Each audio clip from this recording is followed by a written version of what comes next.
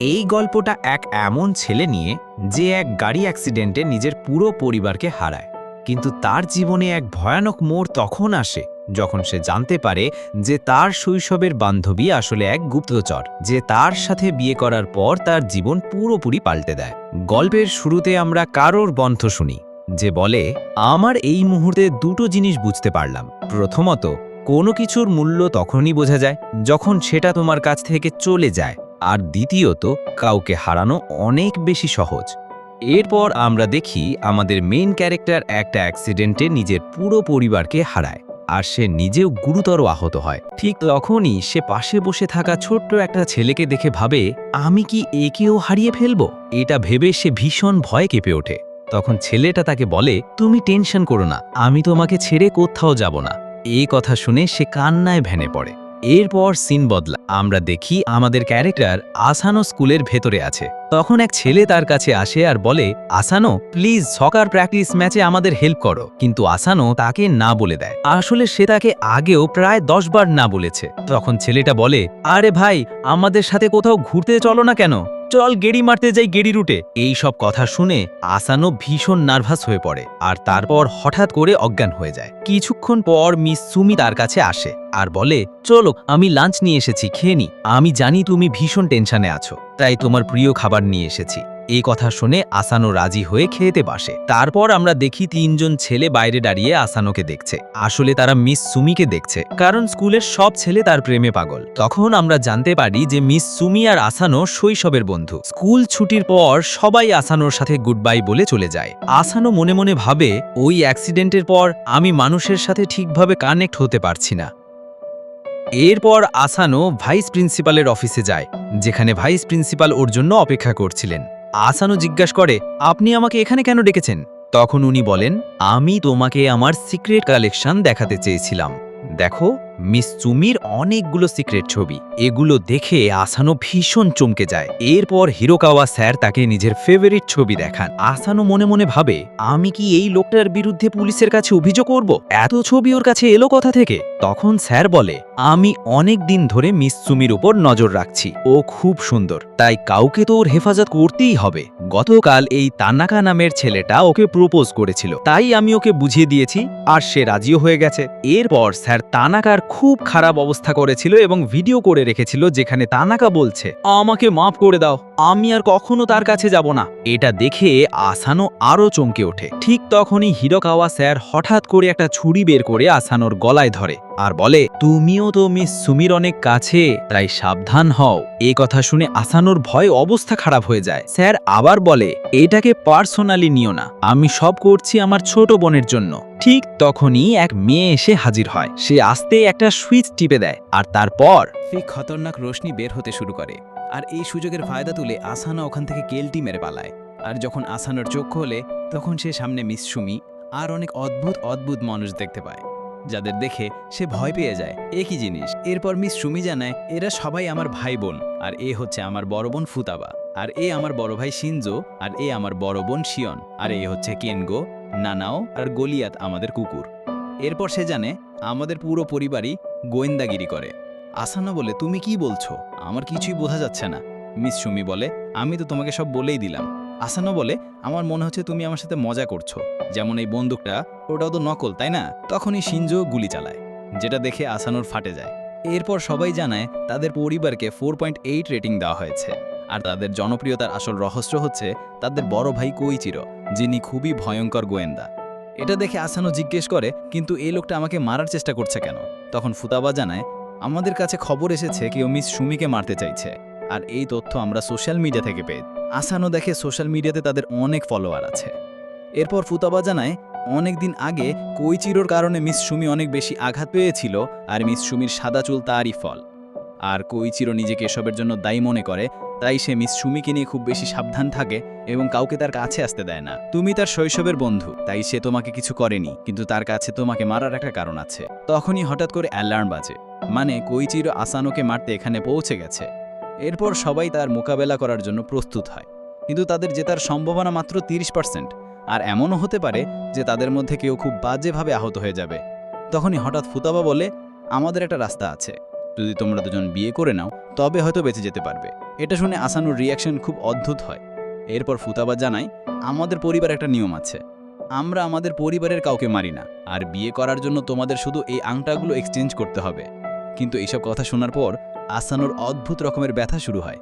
এরপর সবাই তাদের ভাইয়ের সাথে লড়াই করার জন্য প্রস্তুত হয়। এরপর কৈচিরু তাদের সব ফাঁদ এড়িয়ে ওখানে পৌঁছে যায়। তারপর ফুতাবাকে অনেক চেষ্টা করে তাকে বোঝাতে, কিন্তু সে মানে না। এরপর ফুতাবা তার টাই ধরে জোরে ঘুরিয়ে সরাসরি তাকে সোফায় আছাড় দেয়। এরপর সবাই মিলে একসাথে কৈচিরুর সাথে লড়াই শুরু করে, কিন্তু তাদের আক্রমণের কোনো প্রভাব তার ওপর পড়ে না। তারপর কৈচিরু আক্রমণ চালায় আর তার এক আঘাতে নানাও আর শিনজোকে অনেক দূরে ছুঁড়ে ফেলে দেয়। সে বলে, দেখো ভাই, আমি তোমাদের সাথে লড়াই করতে চাই না, শুধু ওই লোকটাকে মানে আসানোকে দিয়ে দাও, যদি না দাও। এবং এই কথার পর সে তার হাত থেকে কিছু জাল বের করে, ঠিক স্পাইডারম্যানের মতো। আর এটাই তার বিশেষ অস্ত্র, স্টিল স্পাইডার, যেটা দিয়ে সে সহজেই যে কোনো কিছু কাটতে পারে। এটা দেখে ফুতাবা তার সাথে লড়াই করতে এগিয়ে যায়, কিন্তু কৈচিরু তাকে তার জালে ছাদের সাথে বেঁধে ফেলে। এরপর শিয়ন তার ফোন থেকে কিছু ড্রোন ডেকে আনে, যেগুলো কৈচিরুকে ঘিরে ফেলে। এরপর সব ড্রোন কৈচিরুর উপর ফায়ার শুরু করে। অন্যদিকে আমরা দেখি মিস সুমি আসানোর জন্য একটা সিক্রেট দরজা খুলে তাকে ভেতরে পাঠিয়ে দেয়। কিন্তু এরপরও কৈচিরু শিয়নকে হারিয়ে তাদের কাছে পৌঁছে যায়, এবং মিস সুমিও তার সাথে লড়াই করার জন্য নিজের অস্ত্র বের করে না। গুলিয়াচ্ছে তার দিকে ছুঁড়ে মারে, কিন্তু কৈচিরু তার জালে তাকে বেঁধে ফেলে এবং তারপর মিৎসুমির হাতকেও বেঁধে ফেলে এবং সে বলে যে তুমি সবসময় যেমন হও তেমনই ভীষণ ইমপ্রেসিভ। কিন্তু এরপর আমরা জানতে পারি যে সে মিৎসুমি নয়, বরং কোঙ্গো, যে নিজেকে সহজেই চেঞ্জ করতে পারে। এবং এই সবকিছু আসানো এক গর্ত থেকে দেখছিল, কিন্তু মিৎসুমি তাকে মানা করেছিল যে যাই হোক না কেন তোমাকে বাইরে আসতে হবে না। কিন্তু তখন হঠাৎ আসানো বাইরে বেরিয়ে আসে এবং সে বলে যে তুমি মিৎসুমিকে ছেড়ে দাও। কিন্তু কৈচিরু বলে যে তুমি আমাদের ফ্যামিলি ব্যাপারে পড়ো না। কিন্তু তখনই আসানো বলে চলো মিৎসুমি ওটা করি। আর এটা শোনার পর মিৎসুমি তার দিকে সেই আংটি ছুঁড়ে যায়, আর যেই মাত্র আসানো সেটা ধরার জন্য এগিয়ে যায়, সে কৈচিরুর জালে আটকে যায়। কৈচিরু বলে যে আমি তোমাকে এটা করতে দেব না, কিন্তু সেই জালে আটকে থাকা সত্ত্বেও আসানো জোর করে সেই আংটিকে ধরে ফেলে, যেটাতে তার হাত থেকে রক্ত বেরোতে শুরু করে। আর সে ভাবে যে মিৎসুমি, আমার মতো বোকা মানুষের যত্ন নেওয়ার জন্য ধন্যবাদ, কিন্তু এখন আমি তোমার হেফাজত করব। আর এটা বলার পর আসানো কৈচিরু সব জাল ভেঙে ফেলে। এরপর আমরা আসানোকে দেখি যে নিজের বিয়ে নেই ভাবছিল, কিন্তু এই বিয়ে নিয়ে কৈচিরু প্রচণ্ড রাগান্বিত হয়ে ওঠে। এরপর আসানো ঘোরে বেঁচে ঘুমিয়ে পড়ে, কিন্তু যেমনই তার ঘুম ভাঙে সে দেখে যে কৈচিরু তার সামনে খঞ্জর নিয়ে দাঁড়িয়ে আছে। অরে অরে, বাচ্চাদের জাল নিয়ে কি? কৈচিরু বলে যে এটা আমাদের ট্র্যাডিশনাল পদ্ধতি, আমাদের ফ্যামিলি মেম্বারদের জাগানোর জন্য, আর এটা তোমার ট্রেনিংয়েরও একটা অংশ। আর যদি তুমি একজন স্পাই হতে চাও তাহলে তোমাকে ঘুমের মধ্যেও চোখ খোলা রাখতে হবে। তো চল প্র্যাকটিস করি। আর এটা বলার পর কৈচিরু আসানোকে তার জালে বেঁধে ফেলে। এরপর আমরা মিৎসুমিকে দেখি যে নিচে রান্না করছিল, কিন্তু তখনই সে আসানোর ঘর থেকে কিছু শব্দ শুনতে পায়। আর যেই মাত্র সে ভিতরে যায় সে দেখে যে তার বড় ভাই আসানোকে মাইকেল জ্যাকসনের মতো নাচ শেখাচ্ছে। এটা দেখে সে বলে যে তুমি এটা কি করছো? কৈচিরু বলে যে আমরা তো শুধু প্র্যাকটিস করছিলাম। আর এটা শুনে মিৎসুমি প্রচণ্ড রেগে যায়, কিন্তু তখন হঠাৎ কৈচিরু তাদের দুজনকে তুলে জানালা দিয়ে বাইরে ছুঁড়ে ফেলে। কিন্তু এরপরে তাদের বাড়ি একটা বোমায় উড়ে যায়। কৈচিরু বলে যে তোমাদের ঘরে একটা বোমা বসানো হয়েছিল, আর আমি এর ব্যাপারে তোমাদের পরে বলবো, কিন্তু আগে আমি তোমাদের বলে দিই যে আমাদের ইয়োজাকুরা ফ্যামিলির মিশন কি। আর আমাদের সবচেয়ে মেইন মিশন হলো মিৎসুমি ইয়োজাকুরার হেফাজত করা। আর পরের দৃশ্যে আমরা এই তিনজনকে এক গাড়ির ভিতরে দেখি, যেখানে আসানো জিজ্ঞেস করে যে আসলে গাড়ি আমার বাড়ির ভিতরে কিভাবে এলো। আমাদের কাজের খবর আগুনের মতো ছড়িয়ে পড়েছে, আর ওরা জেনে গেছে যে তোমার মিৎসুমির সঙ্গে বিয়ে হয়ে গেছে। আসানো জিজ্ঞেস করে যে কিন্তু তারা ওকে মারতে কেন চাইছে? কৈচিরু বলে যে কারণ মিৎসুমি ইয়োজাকুরা ফ্যামিলির দশম হেড। এরপর কৈচিরু বলতে শুরু করে যে আমাদের ফ্যামিলির ইতিহাস এডো পিরিয়ডের সময় থেকে, আর আমাদের ফ্যামিলির মানুষ সুপার হিউম্যান অ্যাবিলিটি নিয়ে জন্মায়, কিন্তু প্রতি জেনারেশনে একজন অর্ডিনারি সদস্য জন্মায় যে আমাদের পরিবারের হেড হয়, যার মধ্যে ইয়োজাকুরা ফ্যামিলির জিন্স থাকে, যা এক পিরিয়ড থেকে অন্য পিরিয়ডে যায়। আর যাদের কাছে শক্তি থাকে তারা হেডের রক্ষা করে। এরপর কৈচিরু চা খেতে খেতে বলে যে মিৎসুমি আমাদের পরিবারের প্রধান হওয়ার পর আন্ডারওয়ার্ল্ডে পা রাখবে, তাই সে আগে অর্ডিনারি দুনিয়া সম্পর্কে নলেজ গেইন করছে। কিন্তু তখন হঠাৎ আমরা দেখি যে দুটো গাড়ি তাদের পেছন করছে এবং তাদের বার্সানা শুরু করে দেয়। তখনই কৈচিরু বলে ওঠে, তুমি টেনশন নিও না, এই গাড়ি বুলেট প্রুফ। সে একটা ইশারা করতেই গাড়ি হাওয়ার মতো ছুটতে শুরু করে এবং অনেকটা এগিয়ে যায়। কিন্তু তখনই একজন বড় বন্দুক বের করে গাড়ির দিকে গুলি চালাতে থাকে। তবে কৈচিরু ড্রাইভার ভীষণ চালাক এবং ভারী ড্রাইভার ছিল, তাই সহজেই সব হামলা এড়িয়ে যাচ্ছিল। কৈচিরু মজা করে বলে, অরে একটু আস্তে চালাও গাড়ি, আমার চা পড়ে যাবে। এটা শুনে রসানো অবাক হয়ে যায়। তখনই মিৎসুমি বলে, টেনশন নিও না, এসব গলিহাতের উপর ছেড়ে দাও। এখানে দেখা যায় গাড়ি চালাচ্ছে গলিহাত, সেটাও একেবারে খাতারনাক স্টাইলে। কিন্তু হঠাৎ তাদের গাড়ির উপর এক লঞ্চার দিয়ে হামলা হয়। গলিহাত সহজেই গাড়ি সাইড করে বাঁচিয়ে ফেলে। তবে এতে কৈচিরুর চা পড়ে যায়। এতে সে রেগে গিয়ে গাড়ি থেকে নেমে যায়। তখনই সবাই মিলে তার উপর বুলেট ছুটতে শুরু করে, কিন্তু কৈচিরু তার জালের সাহায্যে সবগুলি থামিয়ে দেয়। এরপরে লোকটা আবার লঞ্চার দিয়ে কৈচিরুর উপর আক্রমণ করে, কিন্তু এবার কোইচিরু মিসাইলটাকেই থামিয়ে দেয়। তারপর স্পাইডারম্যানের মতো তার জালের ব্যবহার করে। সে শত্রুর দুটো গাড়িকেই ফাঁদে ফেলে উড়িয়ে দেয়। এরপর কোইচিরু আসানোর কাছে এসে বলে, এখন তুমি বুঝতেই পারছো যে মিস সুমি সবসময় বিপদে থাকে, আর আমাদের কাজ হলো তার সুরক্ষা করা। সে আসানোর হাতে একটা বন্দুকও দিয়ে দেয়। তারপর দৃশ্য বদলে স্কুলে চলে আসে। স্কুলে দেখা যায় মিস সুমি ভেতরে এসে তার বন্ধুদের সাথে কথা বলছে। তখনই সেখানে আসানোর এন্ট্রি হয়। সে আসার পর সবকিছু চেক করতে শুরু করে। তখন 3জন মেয়েও আবার তার কাছে আসে, কিন্তু আসানো তাদের দিকে এক দৃষ্টিতে তাকাতে থাকে। এটা দেখে তারা ভয় পেয়ে যায়। তারপর আমাদের একটা পাস্ট সিন দেখানো হয়, যেখানে কোইচিরু আসানোকে বলে, একজন বোমবার এখন পর্যন্ত 3টে বোমা বসিয়েছে, একটা তোমার বাড়িতে আর 2টো হয়তো স্কুলে। তোমাকে যে কোনোভাবে মিস সুমিকে বাঁচাতে হবে। তুমি মরলে আমার কিছু যায় আসে না, কিন্তু মিস সুমির কিছু হলে চলবে না। এরপর দৃশ্য আবার বর্তমান সময় ফিরে আসে। দেখা যায় আসানো চারদিক ভালোভাবে লক্ষ্য করছে, কোথায় বোমবার বোমা বসাতে পারে। সে সবসময় মিস সুমির কাছাকাছি থাকছে। কিন্তু হঠাৎ একটা ফুটবল এসে তার মাথায় লাগে। কয়েকজন বাচ্চা দৌড়ে এসে জিজ্ঞেস করে, তুমি কি ঠিক আছো? আসানো বলে, হ্যাঁ, আমি একেবারে ঠিক আছি। তখনই হঠাৎ সে একটা ছায়া দেখতে পায়, আর তার পিছু নিয়ে ভেতরে ঢোকে। সেখানে তার সাথে একজন নার্সের দেখা হয়। নার্স জিজ্ঞেস করে, তোমার কি কিছু হয়েছে? আসানো বলে, না না, আমি একেবারে ঠিক আছি। এই বলে সে চলে যেতে চায়, কিন্তু নার্স মুচকি হাসে। আর আসানো একটু এগিয়ে আবার পিছনে তাকাতেই দেখে নার্স হাওয়ায় মিলিয়ে গেছে। এরপর দৃশ্য আবার মিস সুমির দিকে যায়। সে তখনও বন্ধুদের সাথে গল্প করছে, কিন্তু আসানো এখনো দ্বিতীয় বোমাটা খুঁজে পায়নি। সে ভাবে, আজ আমি মিস সুমির উপর অনেক নজর রেখেছি এবং অনেক কিছু জেনেছি। যেমন কেউ তাকে খেতে কিছু দিলেও সে খায় না, আর সে সবসময় কারো না কারো সাথে থাকতে চায়। তখন আসানোর কাছে সেই 3জন ছেলে আসে যারা আগে ফুটবল মেরেছিল। তারা তাকে একটা চকলেট দেয়। আসানো বিনা দ্বিধায় সেটা খেয়ে ফেলে। এটা দেখে তারা অবাক হয়ে বলে, তুমি তো অনেক বদলে গেছো। কিন্তু হঠাৎই আসানোর পিঠে আবার ব্যথা শুরু হয় এবং সে সেখানেই অজ্ঞান হয়ে যায়। চোখ খুলতেই সে দেখে মিস সুমি তার সামনে দাঁড়িয়ে আছে। ওর অফিসে ঘটনা ঘটছে, আর ওরা দুজন নিজেদের বিয়ে নিয়ে কথা বলছিল। ঠিক তখনই আসানো দেখে ছাদের ওপর একটা বোমা লাগানো আছে। এটা ফাটবে না ভেবেছিল, কিন্তু হঠাৎ করেই ফেটে যায়। অন্য বাচ্চারা ভাবে এটা কোনো সায়েন্স এক্সপেরিমেন্ট, কারণ এর শব্দ অনেক দূর পর্যন্ত ছড়িয়ে গিয়েছিল।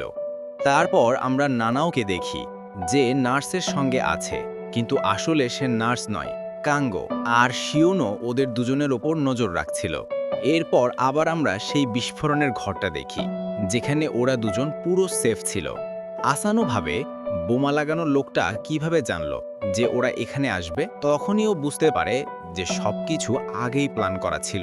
আসানো খুঁজতে শুরু করে তৃতীয় বোমা কোথায় থাকতে পারে।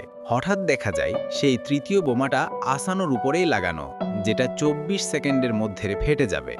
আসানো বুঝে যায় যে লোকটা ইচ্ছে করেই বোমার কথা জানিয়েছিল, যাতে সে সবসময় মিস সুমির কাছাকাছি থাকে। এসব বুঝে আসানো জানালা দিয়ে বাইরে ঝাঁপ দেয় মিস সুমিতে বাঁচানোর জন্য। কিন্তু ফাটার আগে আর মাটিতে পড়ার আগে চিরো তাকে ধরে ফেলে। পরে বোঝা যায় বোমাটা টার্গেটের হিট থেকে রিচার্জ হয়, আর তাই অ্যাক্টিভ হতে সময় লাগে। তখন চিরো বলে, তুমি তোমার ফ্যামিলির উপর ভরসা করতে পারো। আমি চাই তুমি মরে যাও, কিন্তু জান দিয়ে হলেও তোমাকে মরতে দেব না। এরপর সবাই সেফলি ওপরের দিকে উঠে আসে। এইদিকে নানাও, কাঙ্গু আর শিনজোও সেখানে পৌঁছে যায়। শিনজো সাথে করে ভারী কিছু নিয়ে আসে। মিস সুমি অবাক হয়ে জিজ্ঞেস করে, তোমরা সবাই এখানে কি করছো? নানাও বলে, আমরা শুনেছিলাম আসানোর প্রথম মিশনের কথা, তাই ভাবলাম একটু মজা করি। তারপর জানা যায় শিনজো আসলে বোমা বানানোর লোকটাকেই সাথে করে এনেছে। তখন চিরো তাকে বোমাসহ বেঁধে ফেলে আর বলে, আমি বলেছিলাম আমার ফ্যামিলি থেকে দূরে থাকতে। লোকটা কাকুতি মিনতি করে বলে, আরে ভাই, আমাকে মাফ করে দাও, ভুল হয়ে গেছে। কিন্তু চিরো তাকে তুলে সরাসরি আকাশে ছুঁড়ে ফেলে দেয়, আর সেখানেই লোকটা ফেটে যায়। সবাই আতশবাজির মতো সেটা উপভোগ করতে থাকে। এরপর আসানোর ফোনে কিছু মেসেজ আসে, কিন্তু মিস সুমি ফোনটা অফ করে দেয়। দুজন একে অপরের দিকে তাকিয়ে হাসে। অন্য দৃশ্যে দেখা যায় আসানো তার জিনিসপত্র গুছিয়ে মিস সুমির বাড়িতে চলে গেছে। এটা দেখে চিরো প্রচণ্ড রেগে যায়। মিস সুমি বলে, বিচারা আসানোর বাড়ি তো ধ্বংস হয়ে গেছে, তাই সে আমাদের সাথেই থাকবে। তাছাড়া এখন আমরা স্বামী স্ত্রী। এটা শুনে চিরোর আরও বাগ বাড়ে। এরপর দেখা যায় সবকিছু ধ্বংস হয়ে গেছে। আসানোর অবস্থা খুব খারাপ। সে দেখে সামনে এক বিশাল দেহের লোক মিস সুমিকে ধরে আছে। মিস সুমি আসানোর কাছে সাহায্য চায়, কিন্তু সে কিছু করতে পারে না। হঠাৎ তার চোখ খুলে যায়। ও বুঝতে পারে সবটাই ছিল স্বপ্ন, কিন্তু বাস্তবে তার বাড়ি সত্যিই ধ্বংস হয়ে গেছে, আর এখন সে মিস সুমির সাথে থাকে। বিছানা থেকে নামার সময় সে পা নিচে দেয়। তখনই তার পা গলিয়াথের ওপরে পড়ে। গলিয়াত তাকে কামড়ে দেয়। আসানো এত জোরে চিৎকার করে যে আওয়াজ মিস সুমির কানে পৌঁছে যায়। পরের দৃশ্যে মিস সুমি তার ব্যান্ডেজ করছে। আসানো বলে সে গলিয়াতকে রেখেছিল তার ওপর নজর রাখার জন্য, যাতে বড় ভাই তার সাথে কিছু খারাপ না করে। এটা শুনে আসানো মনে মনে ভাবে, হ্যাঁ, ইয়ার ও লোকটা আমার সাথে কিছুই করতে পারে। এবং এরপর মিসুমি গলিয়াতকে চালনা বা গোলাগুলি বর্ষণ শুরু করে। কিন্তু গলিয়াত আসানোকে দেখে বেশ গর্বাভিমানে ভরে যায়, যেটা দেখে আসানো পিছনে সোফায় পড়ে যায়। পরের দৃশ্যে আমরা দেখি আসানো ফুতাবার কাছে আসে সাহায্য চাইতে, যাতে ফুতাবা তাকে শক্ত করে তুলতে পারে। এটা শুনে ফুতাবা বলে, চিন্তা করো না, আমরা সবাই একসাথে তোমাকে একবারে ট্রেন করব। ততক্ষণাৎ আসানু বলে, এতে তো অনেক সময় লাগবে, কিন্তু আমাকে শক্ত করে তোলো, আমাকে মিস সুমিকে রক্ষা করতে হবে। এটা শুনে ফুতাবা তাকে ধরে গোল গোল ঘোরানো শুরু করে এবং বলে যে সে 3 বছর বয়স থেকেই ট্রেনিং শুরু করেছিল এবং 6 বছর বয়সে তার প্রথম মেশানো পেয়েছিল। আর তুমি চাও আমি যেন তোমাকে এত দ্রুত শেখাই? আমাদের ইয়োজাকুরা পরিবারের কাছে বিশেষ ক্ষমতা আছে। তারপরও আমাকে ট্রেনিং সম্পন্ন করতে 3 বছর লেগেছিল। এরপর সে আসানোকে একটা চেয়ারে বসিয়ে বলে, তুমি কি আমাদের সাথে ইয়োজাকুরা স্টাইলে আইলাও ট্রেনিং করতে চাও? আসানো হাসি মুখে বলে, হ্যাঁ। ফুতাবা এরপর বলে, তার একটি শর্ত আছে, তোমাকে এখানে আমাদের সাথে 1 মাস থাকতে হবে। আসানো বলে, এ তো আমার বামের মাথা খেলা, 1 মাস কি, আমি থাকতে পারবো। আসানো তখন চলে যেতে থাকে, কিন্তু ঠিক তখনই নিচের মেঝে চান হয়ে যায়, মানে চিকচুক করে সরে যায় এবং সে তলায় পড়ে যায়। কিন্তু সে রক্ষিত থাকে, কারণ নিচে অনেক লম্বা লম্বা কাঁটা আছে। যদি এগুলো তার ভেতরে ঢুকতো তবে বড় বিপদ হতো। এটা দেখে ফুতাবা বলে যে আমাদের বাড়িতে নানা ধরনের ট্র্যাপ আছে এবং এখানে থাকা মোটেই সহজ নয়। যদি তুমি সাধারণ ট্রেনিংও পারো না, তবে ভুলে যাও যে তুমি মিস সুমিকে বাঁচাতে পারবে। এই কথা শুনে আসানো বেশ রেগে যায়। পরের দিন আমরা দেখি যে অ্যালার্ম অনেক জোরেই বাজে। অ্যালার্ম সময় মতো বন্ধ না করার কারণে সে টিয়ার হয়ে যায়। আসানো তাতে বাঁচতে তার ঘর থেকে বেরোতে যায়। ঠিক তখনই তার ওপর আগুন ঝরে পড়ে এবং সে সাহস করে কষ্ট করে ব্রেকফাস্ট পর্যন্ত পৌঁছায়, কিন্তু পুরোপুরি ঝলসে গেছে। এরপর মিস সুমি তার উপর জমানো ধুলো পরিষ্কার করা শুরু করে। এ সময় কেঙ্গো প্রবেশ করে এবং বলে, আমরা তার চূড়ান্ত বিদায় বা সমাপ্তির অর্থাৎ অন্তিম সংস্কার করার জন্য প্রস্তুত হয়ে যাক। এটা শুনে মিস সুমি খুব রেগে যায় এবং তার মাথায় একটা রেগ বা রাগানো চড় দেয়। তারপর আসানো জিজ্ঞেস করে, তোমরা সব ট্র্যাপ কিভাবে এড়িয়ে যাও? এই প্রশ্নে শিয়ন বলে, যদি বাড়ি তোমাকে গ্রহণ করে তাহলে তুমি নিজের মতো করেই এইসব ট্র্যাপ অন অফ করতে পারবে। আসানোর পেট তখন জ্বলা শুরু করে, কিন্তু ঠিক তখনই ফুতাবা বলে, খাবাও তোমার ট্রেনিংয়েরই অংশ এবং তোমার খাবারের মধ্যে বিষ মিশিয়ে আছে, যাতে তুমি ধীরে ধীরে বিষের সাথে লড়াই করা শিখে যাও। আসানোর পেট গড়গড় করতে শুরু করে এবং সে দৌড়ে টয়লেটের দিকে যায়, কিন্তু সেখানেও একটা অনেক বিপজ্জনক লকিং সিস্টেম আছে, যা সে কোথায় কিভাবে খুলবে জানে না। তার অবস্থা আরও খারাপ হয়ে যায়। শিহন বলে যে ভেতরে ঢুকতে হলে তোমাকে পাসওয়ার্ড ক্র্যাক করতে হবে, যা প্রতি মিনিটে বদলে যায়। পরের দিন আমরা দেখি যখন অ্যালার্ম বাজে, সবার আলাদা আলাদা স্টাইলে তারা অ্যালার্ম বন্ধ করে, কিন্তু আসানোর ঘড়ি আবারও ছিঁড়ে যায়। এরপর ফ্রিজ থেকে খাবার বের করতে প্রত্যেকের আলাদা আলাদা পদ্ধতি আছে, কারণ ফ্রিজেও লেজার সেন্সর লেগে আছে। যখন আসানো ফ্রিজ থেকে কিছু নেবার চেষ্টা করে, তার আঙুল লেজারে লাগে। তখনই ফ্রিজ তার উপর গোলাগুলি বর্ষণ শুরু করে এবং এটাই আসানোর অ্যাজিলিটি টেস্ট। এরপর আসানোকে একটা নিশানা ধরতে হবে, সামনে রাখা রিমোট, যেটা সে দেখতেও পায় না। যখনই সে নিশানা লাগায় তখন গুলির ফোর্সে সে পেছনে পড়ে যায় এবং এটা তার নিশানার দক্ষতার পরীক্ষা হিসেবে করা হয়। এরপর খাওয়া এবং বাথরুমের জন্য তার আলাদা আলাদা পরীক্ষা চলে এবং যখন সে গোসল করছে তখন যেমন পানি পড়ছে, তার উপর হঠাৎ করে আরও পানি চলে আসে। এই সব পরীক্ষা পার হওয়ার পর আসানোর অবস্থা খুব খারাপ হয়ে যায়। এরপর আমরা দেখি যে কয়েকজন ছেলে মেয়ে তার কাছে আসে এবং বলে, তোমার অবস্থা ঠিক আছে তো? সে বলে, হ্যাঁ হ্যাঁ, আমি একদম ঠিক আছি।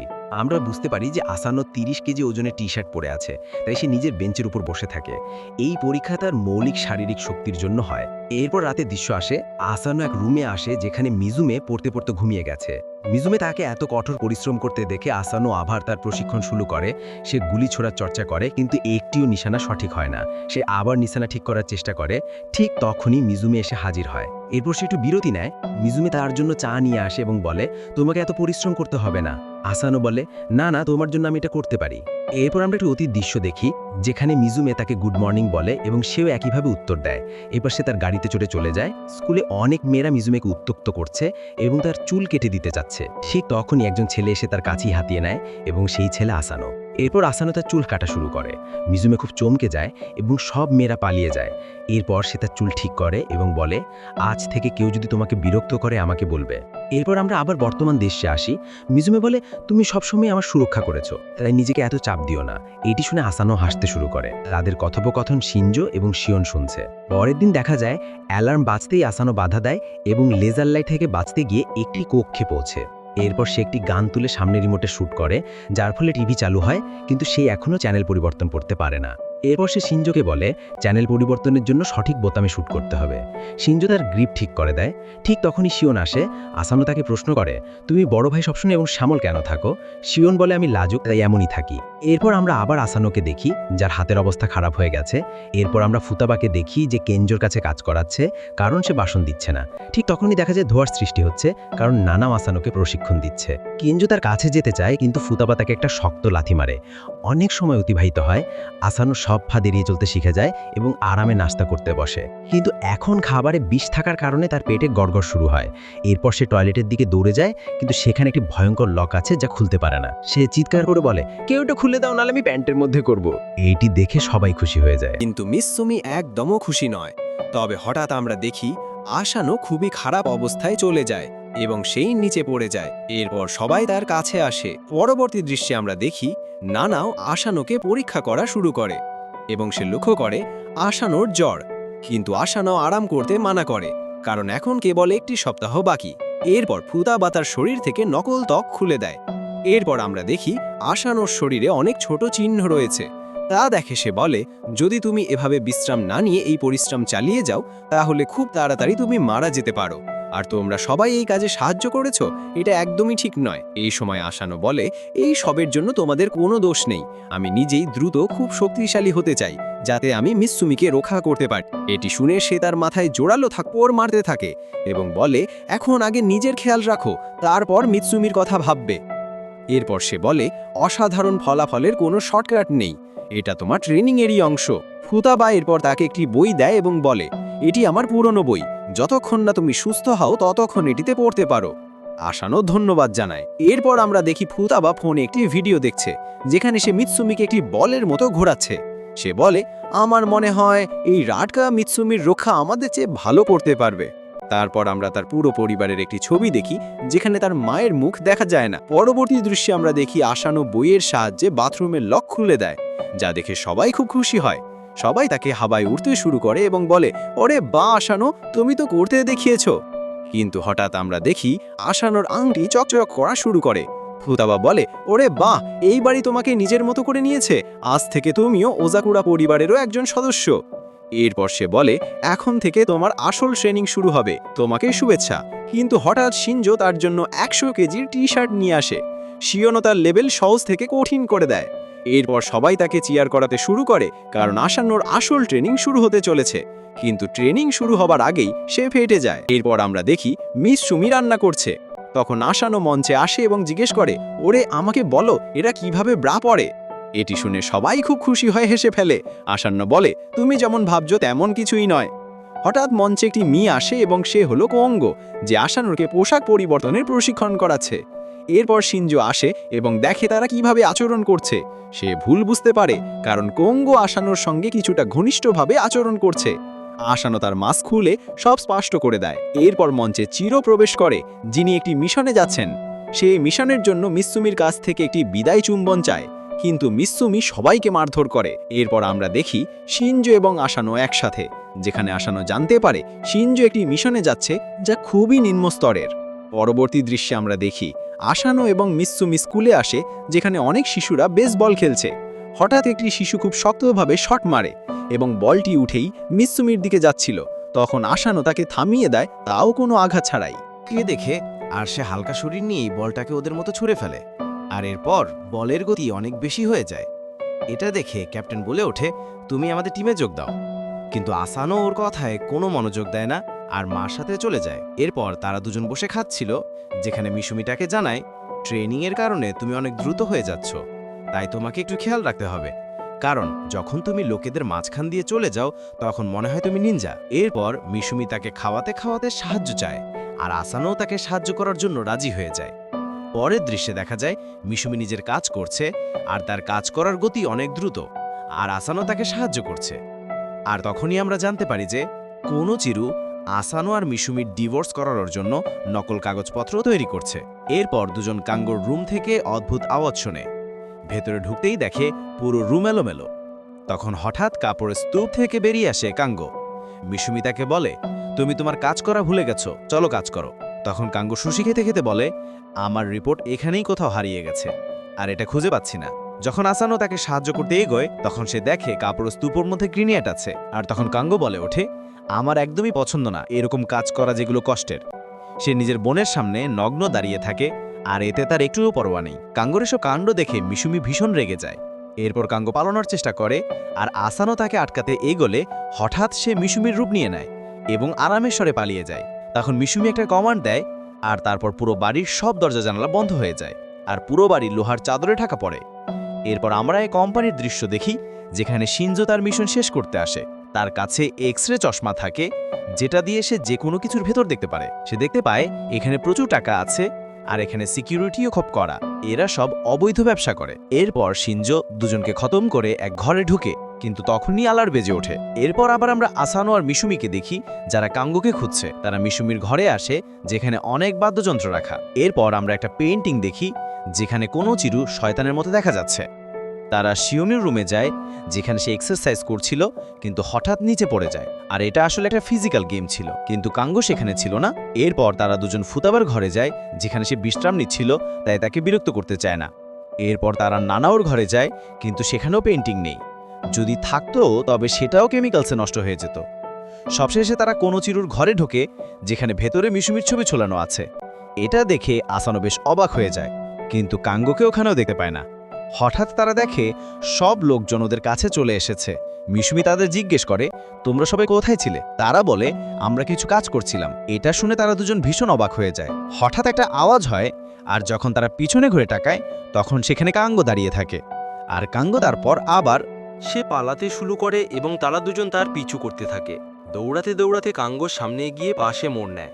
যেই আসানো সেখানে মোড় নেয়, সে পড়ে যেতে লাগে। এরপরে আমরা জানতে পারি যে কাঙ্গো একটি গোপন রাস্তা দিয়ে সেখান থেকে বেরিয়ে গেছে। এটা দেখে মিশুমি খুব রেগে যায়। পরের দৃশ্যে আমরা দেখি তারা দুজন আবার কাঙ্গোর ঘরে আসে, কিন্তু তখনই হঠাৎ মিশুমি আসানোর হাতে হাতকড়া পরিয়ে দেয় আর বলে, আমি এটা ভালোভাবে জানি যে তুমিই কাঙ্গো। আর যখন আসানো তোমার পিছনে আসছিল, তখন তুমি তাকে ধরে এক জায়গায় আটকে রেখেছো এবং তার রূপ ধারণ করেছো, আর এখানে তুমি ধরা পড়েছ। ঠিক তখনই হঠাৎ কাঙ্গো মিশুমির মধ্যে তার মাকে দেখতে পায়। এরপরে আমরা একটি অতীতের দৃশ্য দেখি, যেখানে কাঙ্গো মিশুমির হাত ধরে আছে। এরপরে আমাদের দৃশ্য আবার বর্তমানে ফিরে আসে, যেখানে কাঙ্গো আসানোর মুখোশ খুলে দেয় এবং বলে, অবশেষে তুমি আমাকে ধরে ফেললে। এরপরে তারা সবাই কিছু গুরুত্বপূর্ণ নথি খুঁজতে শুরু করে। পরের দৃশ্যে আমরা চিরুকে দেখি যে খুব বিরক্ত, কারণ মিশুমি তার ঘরের সব ছবি নষ্ট করে দিয়েছে। এরপরে আমরা দেখি আসানো বসে খাচ্ছে এবং মিশুমি তার জন্য চমৎকার রাজমা চাওয়াল বানিয়েছে, আর সাথে কিছু নতুন মশলাও দিয়েছে, যার নাম শুনে আসানোর কিছু একটা হতে থাকে। কিন্তু তখনই হঠাৎ তাদের পারিবারিক ফোন বেজে ওঠে। যেই আসানো ফোন তোলে, অপর থেকে চিৎকার করার শব্দ আসে, আর এই ফোনটা শিনজোর। সে বলে, আমাকে বাঁচাও মিশুমি।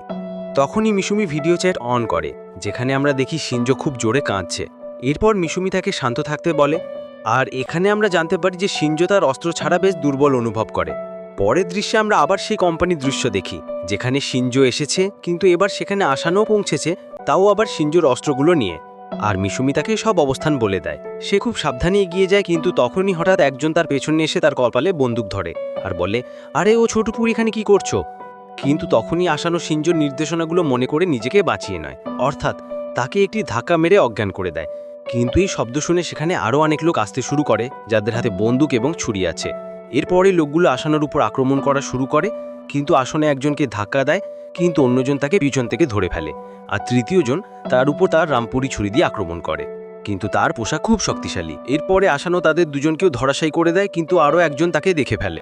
এরপরে আমাদের একটি ফ্ল্যাশব্যাক দেখানো হয়, যে শিনজো আসানোকে তার সুরক্ষার জন্য একটি গান দিয়েছিল, যার পরে আসানো সেই গানটি বের করে এবং একটি শট ফায়ার করে।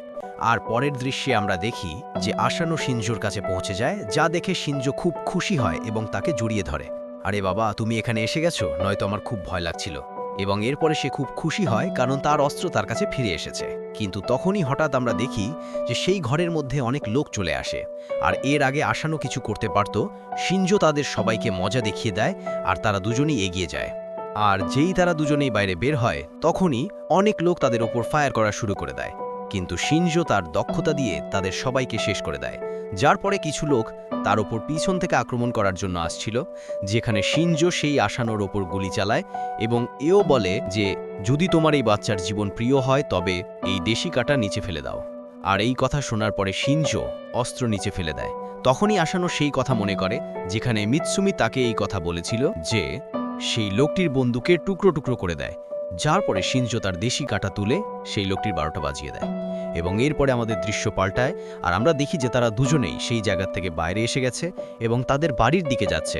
তখনই আসানো এই কথা বলে যে আমি তো এখানে আপনাকে সাহায্য করার জন্য এসেছিলাম, কিন্তু আমার জন্য আপনার অসুবিধা হচ্ছে। যার উপর শিনজো এই কথা বলে যে তোমার ক্ষমা চাওয়ার কোনো দরকার নেই। সেই কথা বলে যে আমি তোমার বড় ভাই, তাই এর জন্য আমি আর এই কথা শুনে আসানো হাসতে শুরু করে এবং তারা দুজনেই বাড়ির দিকে চলে যায়। কিন্তু তখনই হঠাৎ আমরা একটি লোককে দেখি যে অন্য একজনকে এই কথা জিজ্ঞেস করছে, যদি তুমি আমাকে তার সম্পর্কে বলে দাও তবে আমি তোমাকে বেশ সহজ মৃত্যু দেব। আর এরপরে এই লোকটি অন্য লোকটির মাথায় হাতুড়ি দিয়ে আক্রমণ করে তাকে সেখানেই খতম করে দেয় যে এবার মরার পালা তোমার। আর এখানেই লোকটি আসানোর কথা বলছিল। পরের দৃশ্যে আমরা দেখি যে আসানো মিৎসুমির সাথে ফোনে কথা বলছে, যে তাকে একটি গল্প শোনাচ্ছিল। কিন্তু তখনই হঠাৎ আসানোর সামনে একটি গাড়ি এসে থামে এবং তার মধ্যে থেকে একটি লোক বের হয়, যাকে দেখে আসানো ফোন কেটে দেয়। আর তখন সেই লোকটি এই কথা বলে যে তুমি কি আসানো? আমি একজন পুলিশ অফিসার, আমার নাম হলো সেইজি, এবং সে আসানোকে নিজের সাথে নিয়ে চলে যায়। এরপরে পুলিশের জন্য দেখি যে সেইজি একটি পানির গ্লাসে কিছু মিশিয়ে আসানোকে দেয়, কিন্তু আসানো সেটা খেতে মানা করে দেয়। যার পরে সেইজি তাকে জোর করে খাওয়ায়, আর এই পুরো পানি পান করার পরে আসানোর মুখ থেকে একটি পানের বুদবুদ বের হয়। আর এর আগে আসানো কিছু বলতো তখনই সেইজি তার হাতুড়ি দিয়ে তার ওপর আক্রমণ করে দেয়, কিন্তু আসানো নিচে পড়ে বেঁচে যায়। তখনই আসানো এই কথা দেখে যে তার পাশে যে পটলি পড়ে আছে তার ভেতর থেকে রক্ত বের হচ্ছে। তখনই সেইজি এই কথা বলে যে আমি তোমার বন্ধুদের কাছ থেকেও জানতে পারি, কিন্তু আসানো তাকে কিছু বলার জন্য মানা করে দেয়। আর এই শুনে সেই লোকটি আসানোর উপর তার হাতুড়ি দিয়ে আক্রমণ করে, কিন্তু আসানো তার থেকে বেঁচে যায়। কিন্তু এতে যে পিছনের দেয়াল ভাঙে, সেখানে আমরা কোনো চীনকে দেখি যে আরাম করে বসে আছে এবং সেই সব কথা শুনছে। তখন সে বাইরে বের হয় এবং এই কথা বলে, দেবার দেবা কি গুন্ডা হবি রে তুই সেইজি? আরে কি আর সেইজি, তুমি তো ঠিকমতো ভয় দেখাতেই পারো না। আর এই শুনে আসানো কিছুই বুঝতে পারে না এবং এরপরে আমরা জানতে পারি যে সেইজি কোনো চীনের ক্লাসমেট ছিল এবং সেই ইয়োজাকুরা ফ্যামিলি নবদন্তের অনেক সাহায্য করে। কোনো চীন বলে শেষমেশ এই বাচ্চাটা কেমন পারফর্ম করলো। সেইজি জানায় যে এই বাচ্চাটা খুব শক্তিশালী আর এই আমার থেকে ভয় পায়নি, আমি তোমার সাথে কাজ করার জন্য তৈরি থাকবো। এবং এরপরে সে বসে ঘুমাতে শুরু করে দেয়। আর এই দেখে কোনো চীন তার উপরে একটি চক ছুড়ে মারে, কিন্তু আসানা সেটা সেন্স করে নেয় এবং তার থেকে বেঁচে যায়। আর এই চক এত স্পিডের সাথে আসে যে তার থেকে একটি গর্ত হয়ে যায়, যা দেখে আসানো খুব চমকে যায়। এরপরে সে আসানোকে বিরক্ত করা শুরু করে দেয়, কিন্তু মিৎসুমি রেগে এসে বলে, বড় ভাই আপনার এমনটা করা উচিত নয়। আর এই দুই ভাই বোন কোড ল্যাঙ্গুয়েজে কথা বলছিল। আসানো বলে যে তুমি টেনশন নিও না, আমি গুলি রাখি এবং সেটি ডাস্টার দিয়ে ভেঙে দেয়, যার পরে পুরো ক্লাসে ধোঁয়ায় ধোয়া হয়ে যায়। আর এই ধোঁয়ায় সব বাচ্চারা বেহুশ হয়ে যায়। কিন্তু মিৎসুমি মাস্ক পরে এই কথা বলে যে এইসব করা বন্ধ করুন বড় ভাই। আর আসানাও তার উপর আক্রমণ করে এই ধোঁয়া থেকে, কিন্তু তখনই আসানা তার গান বের করে সেই সব চকসগুলোকে ভেঙে দেয়। মিৎসুমির এমন মনে হয় যে আসানো জাগ্রত আছে। বলে সে ঘুমোচ্ছিল, তখন হঠাৎ করে কিছু খারাপ স্বপ্ন তার উপর প্রচুর আক্রমণ করতে থাকে। কিন্তু আসানো ঘুমের মধ্যেই সব আক্রমণ এড়িয়ে যেতে শুরু করে, যার পর থেকেই ওদের দুজনের মধ্যে এক অদ্ভুত সম্পর্ক গড়ে ওঠে। এটা দেখে মিৎসুমি পুরো অবাক হয়ে যায়। এরপর আমরা রাতের একটা দৃশ্য দেখি যেখানে আসানো জিমে ওয়ার্কআউট করছে। তাকে এভাবে করতে দেখে শিনজো ভীষণ ভয় পায়। কয়েকদিন পর দেখা যায় আসানো একটা কাপ পড়ছে যা স্পাইস সম্পর্কিত। সে পড়তে গিয়ে দেখে যে 90% মানুষ স্পাইস খায় কারণ এটা ডায়াবেটিস কমায়। কিন্তু হঠাৎ আমরা দেখি সামনে থেকে এক কাপলের ফোন আসে, যারা মিশনের ঘরে আসানোকে ডাকছে। এরপর আসানো মিশনের জন্য বেরিয়ে যায়। পরের দৃশ্যে দেখা যায় আসানো একটা অ্যামিউজমেন্ট পার্কে আছে। সেখানে সেজি তাকে বলে যে এক ছেলে আর এক মেয়ে পার্কের ভেতরে গার্ডেনিং অস্ত্র নিয়ে ঘুরছে। আসানো জিজ্ঞেস করে ওরা এত কেমন করে, কিন্তু সেইজিরও কিছু জানা থাকে না। হঠাৎ আসানো চারপাশে তাকায় আর দেখে চারিদিকে শুধু কাপা। সে হঠাৎ একা হয়ে যায়। তখন একটা মেয়ে এসে তাকে গোলাপ দেয়। সেই মেয়ে আসলে মিৎসুমি। তাকে দেখে আসানো ভীষণ চমকে ওঠে। মিস সুমি বলে, আমি সেজির সাথে কথা বলতে চাই, তুমি আমার পাশে থাকতে পারো? আসানো কিছুটা দ্বিধায় পড়ে যায়, কিন্তু নিমশ্রুমি তখন বলে, তুই দেখ সামনে গিয়ে বসে আছে কাপল। এরপর তারা এক রেস্টুরেন্টে বসে যায়। সেখানে আসানো আর নিমশ্রুমি এক কাপলকে দেখে যাদের অনেক দামি খাবার খেতে দেখা যায়। তাদের কথা শুনতে শুনতে আসানো অবাক হয়। মেয়ে ছেলেকে বলে, আমাকে কিছু বিশেষ দাও। তখন ছেলেটা হঠাৎ বিপজ্জনক কিছু বের করে। এদিকে সামনে আরেক কপালকে দেখা যায় যারা বিয়ের জন্য এসেছে। মেয়েটা গোলাপ নেয়। আসানো এই দৃশ্য দেখে আবার খারাপ বোধ করতে থাকে। হঠাৎ মিস সুমির জন্য সে একটা গোলাপ কেনে, কিন্তু ওদিকে ঝগড়া শুরু হয়ে যায়। মেয়েটি বলে, তুমি অন্য মেয়েদের কেন দেখছো? ওরা প্রচণ্ড ঝগড়া করতে থাকে। এরপর ছেলেটা চলে যেতে চাইলে মেয়েটা হঠাৎ বন্দুক বের করে, ছেলেটাও বন্দুক বের করে ফেলে। এতে পুরো জায়গায় আতঙ্ক ছড়িয়ে পড়ে। সবাই দৌড়ে পালাতে শুরু করে। এরপর দেখা যায় তারা একে অপরকে গুলি করতে থাকে। আসানো গুলি থেকে বাঁচতে টেবিলের নিচে লুকিয়ে পড়ে। সেখানেই এক ছোট্ট বাচ্চা বসেছিল। আমি তোমার জন্য কিছুই করতে পারলাম না। এটা শুনে মিস সুমি লজ্জায় লাল হয়ে যায়। তারপর বলে, আমি কখনো ভাবিনি এটা ঘটবে। সে গোলাপের ফুল হাতে নেয় আর বলে, ধন্যবাদ আসানো। এরপর সময় পেরিয়ে যায়। তারা দুজন খুশি মনে বাইরে চলে আসে। ভিডিও এখানেই শেষ হয়। ভিডিওটা কেমন লাগলো তা কমেন্ট করে জানাতে ভুলবেন না। আর যদি প্রথমবার দেখে থাকেন তাহলে লাইক আর সাবস্ক্রাইব করতে ভুলবেন না। সায়োনারা।